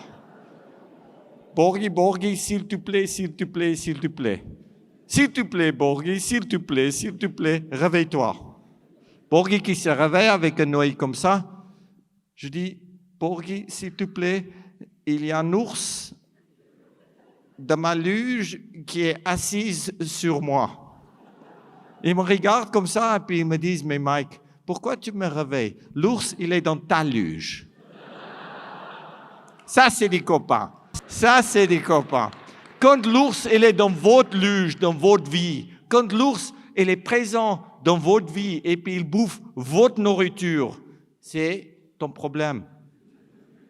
Résout tes problèmes. Là, je dis à Borghi, donne-moi, s'il te plaît, cette fusée éclairante, que je peux sortir de là. Borghi donnait des fusées éclairantes, et moi, j'arrive de sortir, j'ouvre la fermeture éclair, je tire un seul coup, heureusement c'était mal, il a tout de suite compris, et puis là, il a parti. On a continué sans arrêt pendant plus que 2 mois. Gentiment, on a eu de moins en moins de calories et de moins en moins d'énergie. C'est là où la glace, on peut utiliser la glace vraiment comme quelque chose qui réchauffe. Hein. Quand il fait moins 40, la glace est toujours à moins 18 et la glace est plus chaude que moins 40 et tu utilises la glace pour réchauffer ton nez. Mais c'est sûr que les gelures sur les visages, c'est pour ça, je vous montre ça. Je suis né moche, mais là, je suis presque devenue plus belle avec les gelures.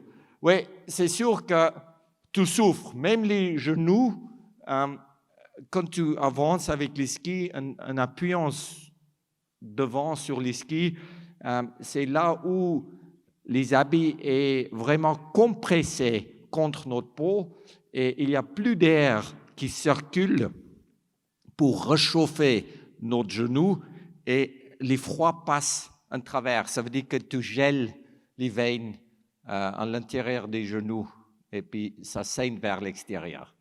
Je mange 12 000 calories par jour. 12 000 calories, c'est équivalent d'un repas de 5-6 jours pour quelqu'un un peu normal. Hein? Et puis, je m'entraîne de manger 12 000 calories en commençant 3 mois avant de partir. 3 mois avant de partir en expédition, je commence de boire l'huile d'olive. Ça veut dire que je bois une chope d'huile d'olive par jour. Après, je m'entraîne un peu et puis j'essaie de brûler l'huile. Et puis tous les jours, j'essaie de boire un tout petit peu plus jusqu'à j'arrive de manger environ 6 à 7 000 calories par jour et je prends petit poids pour que je porte la graisse autour de moi qui fondre en allant au pôle. Quand tu t'entraînes pour manger plus de calories, c'est honnêtement douloureux. Hein? Imagine que tu bois 1 litre d'huile d'olive par jour. Tu as envie de dégueuler. Mais pas seulement dégueuler, c'est qu'après un mois en buvant l'huile, tu as 2 chopes. Tu as une chope pleine et puis une chope vide. La chope vide, tu mets derrière, les chopes pleines, tu mets là. Et ça, honnêtement, ça traverse direct. Et tu peux toujours après juste faire comme ça. Et quand ça traverse direct comme ça, c'est là où tu peux y aller. C'est là où tu peux résister aux températures de moins 62. Parce que l'air autour de notre corps réchauffe et remonte à long de la veste pour que je respire l'air chaud, relativement chaud. Je prends comment ça s'appelle, la moque, la mauve, qui sort de notre nez. La mauve, ouais. Et tous les matins, je prends la mauve et puis je le frotte contre mon visage, qui forme un peu de glace que je gèle pas mes peaux. Parce que toutes les peaux exposées gèlent. Et la sauce, tu ne peux pas mener une crème, la crème gèle. Et cette mauve, ça sort tout le temps, tu peux le frotter et ça protège bien. C'est les Inuits qui m'ont appris à faire ça. Et puis après, parce qu'on était en retard, on a changé notre horloge biologique et un jour, à pas 24 heures, un jour à 30 heures. Et pendant 20 heures des 30 heures, tu tires ta luge. 5 heures pour dormir, 5 heures pour manger par jour. 30 heures par jour. Ça, c'est pas par semaine, par jour.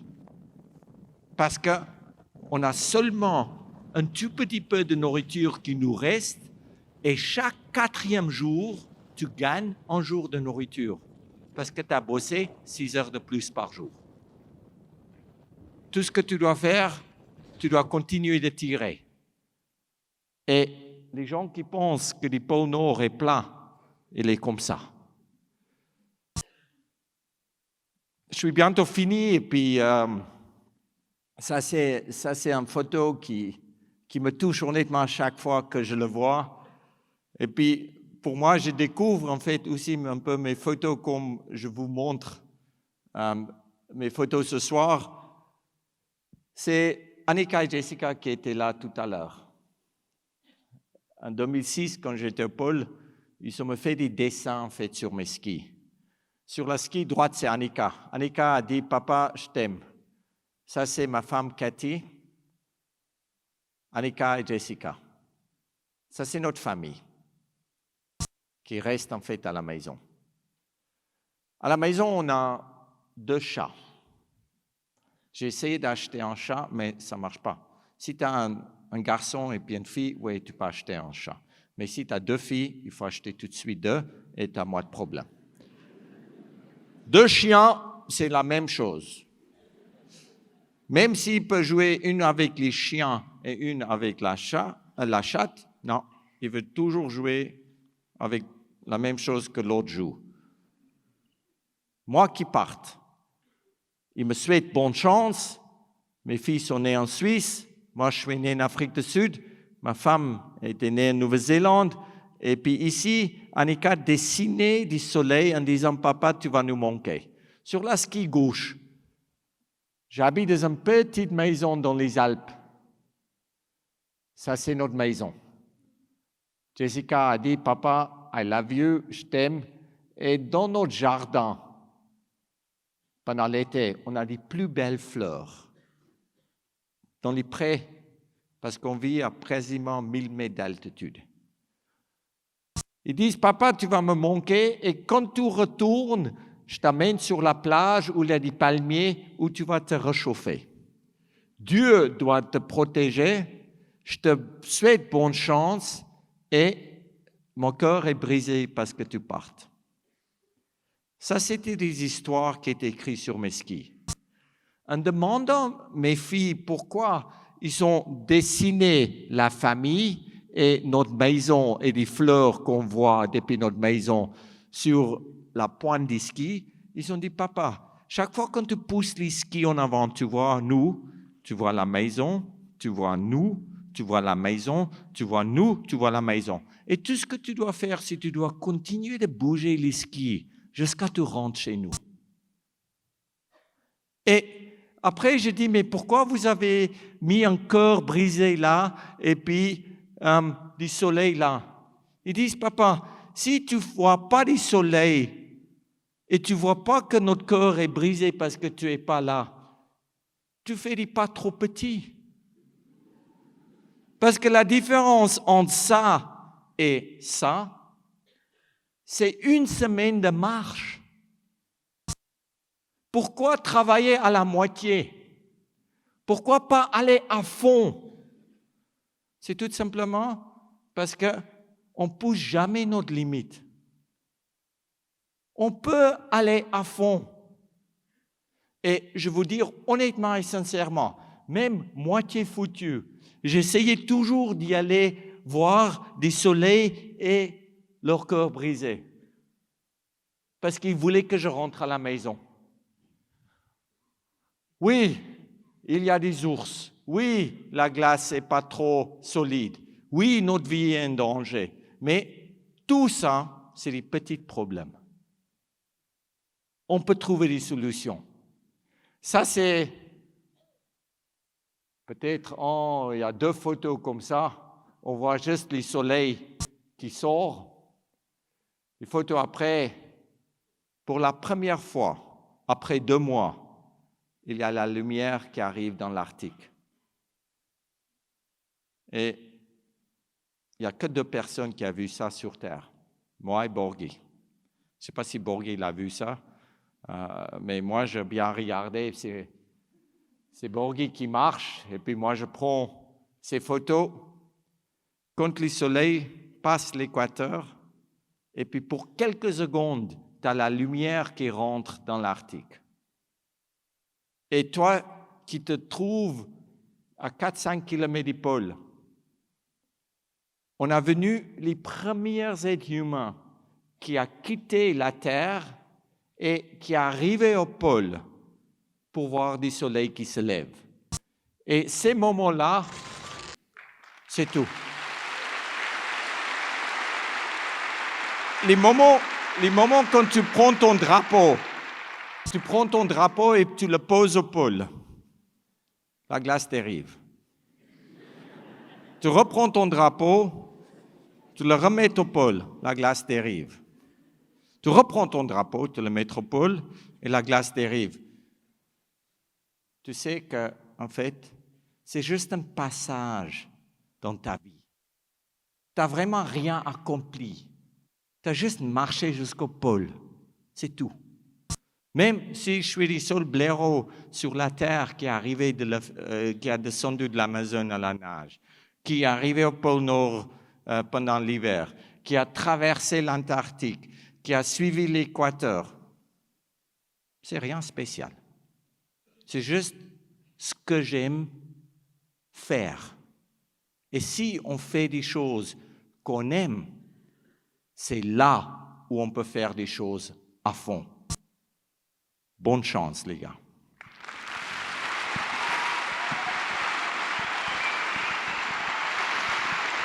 Merci.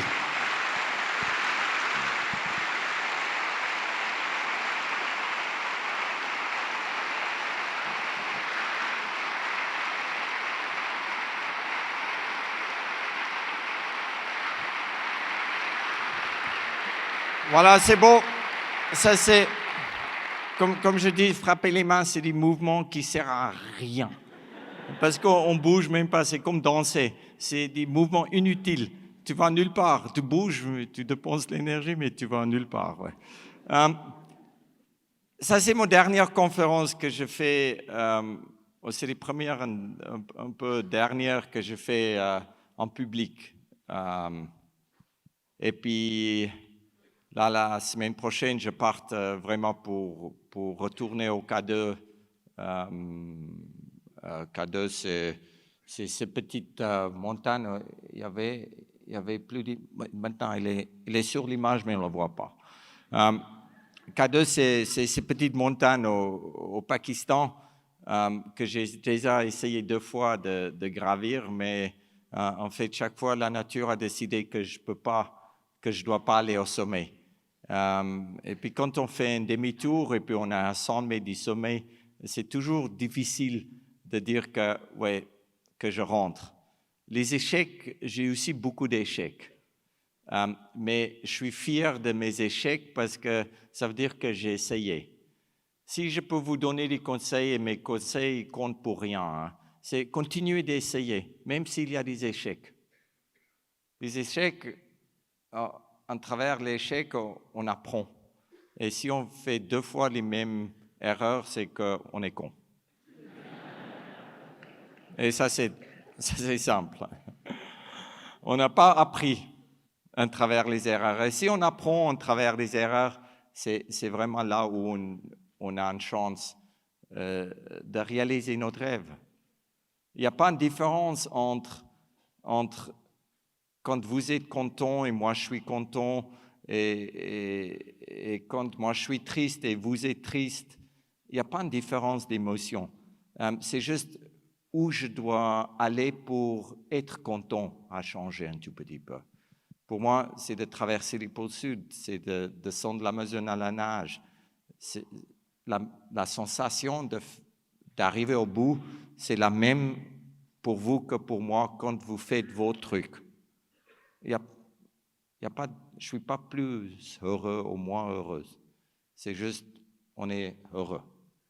C'est pour ça, tout ce que vous faites dans la vie, honnêtement et sincèrement, et tout ce que vos amis font et tout ce que votre famille fait, le meilleur truc qu'on peut faire, c'est le soutenir. Jamais tirer les gens vers les bas.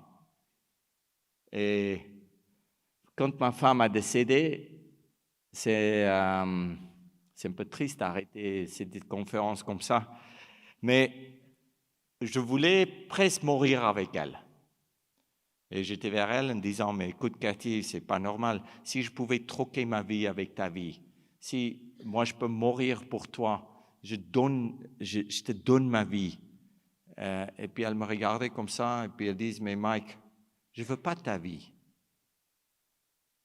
Moi, je vais où c'est mieux. Mais je veux que toi, tu dois vivre pour moi. Et à ce moment-là, que tu peux vivre pour les autres, tu as une responsabilité vis-à-vis toi et les autres. On peut vivre pour les autres. On peut faire des choses extraordinaires, mais on doit décider de le faire. Comme je dis, j'ai juste décidé. C'est la seule différence des fois entre les êtres humains.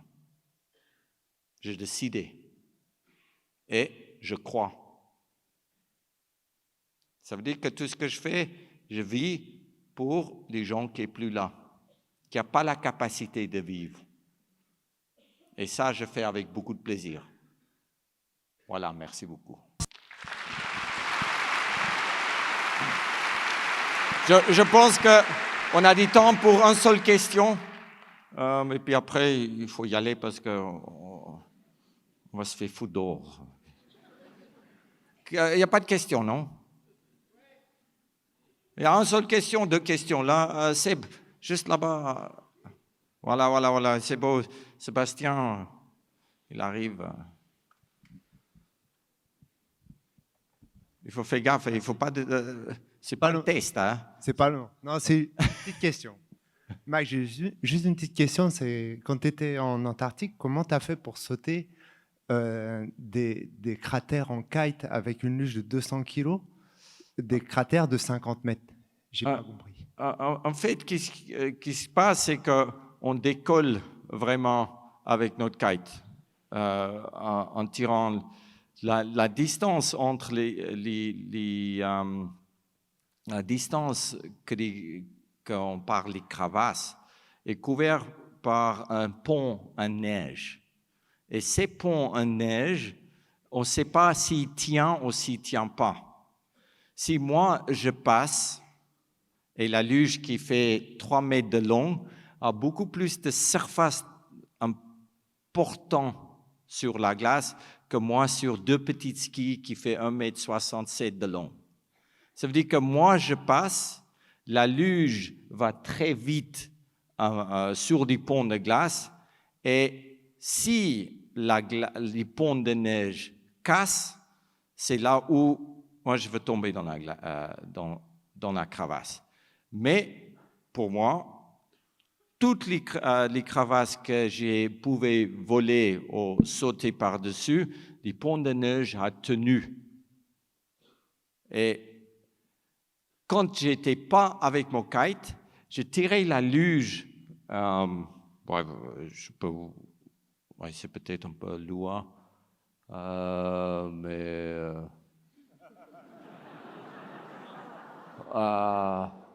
voilà, je vais juste arriver un peu. Ouais, ça faisait partie des conférences que vous n'avez pas vues. Il faut revenir un peu. Voilà, on va arriver. Voilà. Comme ça, vous avez tout vu. Voilà. Ça, c'est par exemple un crevasse qui fait depuis là environ 60 mètres de large. Et ça, c'est un pont de neige que je parle. Ça veut dire qu'avec des kites, je passe par-dessus et la luge qui fait 3 mètres de long, il glisse très vite sur les ponts de neige. Mais quand je n'étais pas en kite, je mettais une corde entre la luge et moi qui faisait une vingtaine de mètres de long. En montant les glaciers, dès que je passe sur les ponts de neige, comme ça, la luge qui est à 20 mètres de moi, il me retient quand ces ponts de neige cassent et je tombe dans les crevasses. Et c'est du poids de la luge qui est plus lourde que moi qui me garde en fait vivant. Et c'est dans cette manière-là que j'ai passé des crevasses pendant environ 160 km en montant les glaciers sur les plateaux. C'est peut-être pas la meilleure système de mettre un kite et d'espérer que des ponts tiennent, mais parce que c'était une course contre ma vie, je n'ai pas eu des autres choix, mais de prendre ces risques. Et souvent, on fait des choses que, comme je l'ai expliqué, on ne peut pas seulement faire des choses qu'on a envie de faire, mais on doit aussi faire des choses qu'on n'a pas vraiment envie de faire.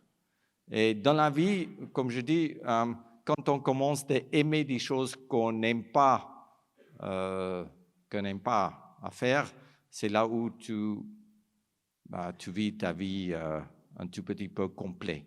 Mais c'est aussi comme marcher là où tu risques de tomber. Voilà.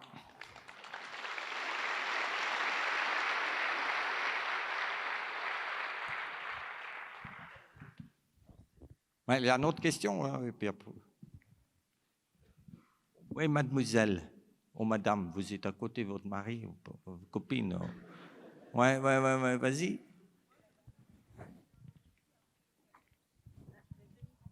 Il n'y a pas de question. Là. C'est là, 1, 2, 3. Cours. Non. Bonsoir. Bonsoir. Il y a évidemment beaucoup de questions qu'on aurait envie de te poser, Mike, mais en tout cas, je voudrais savoir si tu as déjà réfléchi après le K2, tes prochaines expéditions. En fait, après le K2, c'est la traversée du pôle Nord. Et je serai sur K2 au mois fin mai, juin, juillet. Et puis août, septembre, octobre, novembre et début décembre, je vais essayer de traverser le pôle Nord. Et normalement, à mi-décembre, je dois au nouveau retourner à Monaco avec mon bateau si j'arrive de traverser le pôle Nord. Mais la traversée du pôle Nord, parce qu'on est sur une plateforme qui dérive, on est sur la glace qui dérive, la rencontre entre moi qui arrive au nord de Spitsbergen et mon bateau doit être pas mal précise. Parce que si mon bateau ne peut pas arriver jusqu'à où je suis et la glace dérive dans l'Atlantique du Nord, c'est là où j'ai un risque de tomber dans la mer et puis dès que tu tombes et tu n'as plus de glace autour de toi, la vie peut devenir très courte. Ça veut dire que ces points de rencontre, c'est quelque chose un peu risqué, mais je pense qu'on peut le faire. De rentrer dans les droites de Bering avec mon bateau et de me faire déposer sur la glace, c'est la partie facile. C'est juste après 4 mois, la rencontre de l'autre côté qui va être difficile. Aujourd'hui, on a aussi en fait plus de possibilités de communiquer par satellite et on peut envoyer des signaux qui est beaucoup plus vite captés et que mon bateau peut venir plus facilement vers moi. Mais aussi, là, pour la première fois, on va essayer de partager l'expédition plus en direct. Ça veut dire que si vous avez Instagram, Facebook, ce machin-là, des réseaux sociaux, suivez, si vous êtes intéressé de suivre vraiment en réel comment ça va se passer. Aujourd'hui, on va essayer de le faire pour la première fois, que les gens montent vraiment K2 avec moi, que les gens traversent vraiment les pôles Nord avec moi, en mettant des live images. Mais ouais, ça c'est mes 2 grandes expéditions là pour l'année, pour cette année. K2 et traverser le pôle Nord. Ouais. Mais écoute, merci beaucoup. C'est l'heure. Et vraiment sympa que vous avez venu. Ciao.